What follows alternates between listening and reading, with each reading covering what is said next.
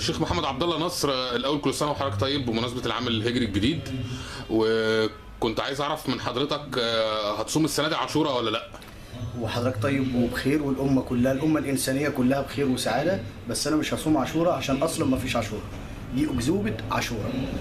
طلعنا وتربينا من واحنا صغيرين على ان يوم عاشوراء هو صيام، وجابوا ادله من السنه، وبعد بحث اكتشفت ان ما فيش حاجه اسمها عاشوراء وهي اكذوبه، والحديث ده حديث موضوع ولا اصل له. والادله ببساطه وبايجاز سريع جدا ان النبي صلى الله عليه وسلم اول ما راح المدينه لقى اليهود بيصوموا، فسالهم بتصوموا ليه؟ قالوا النهارده عيد، هو العيد اللي ربنا نجى فيه موسى من كيد فرعون. اول دليل على بطلان صيام عاشوراء ان النبي صلى الله عليه وسلم كان يجهل ان اليوم ده يوم عيد عند اليهود، وان هذا هو اليوم الذي نجى الله فيه موسى من كيد فرعون. يبقى ازاي هو ما يعرفش؟ اتنين، ان النبي صلى الله عليه وسلم صام مع اليهود هذا اليوم الذي هو يوم عاشوراء، معناه ان النبي صلى الله عليه وسلم اصبح تابعا لليهود وليس متبوعا له. الدليل الثالث على ان ما فيش حاجه اسمها صيام عاشوراء وهي اكذوبه، ان في اخر الروايه كتب الحديث بتقول ان النبي صلى الله عليه وسلم بيقول ان عشت الى قابل، يعني الى السنه الجايه، لاصومن تسعاء وعاشوراء. مات النبي صلى الله عليه وسلم وما صامش تسعاء.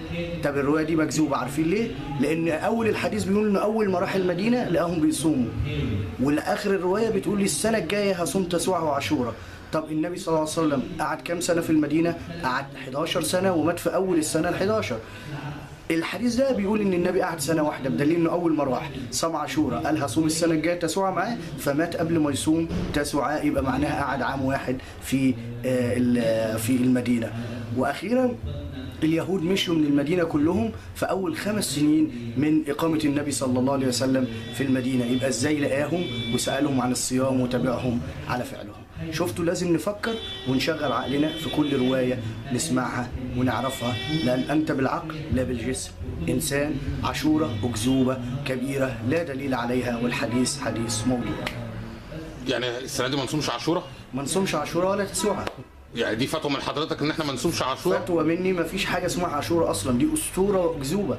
انا عايز حد يجيب لي دليل على ان في حاجه اسمها عاشوراء. تمام جدا، الف شكر لحضرتك، شكرا جزيلا.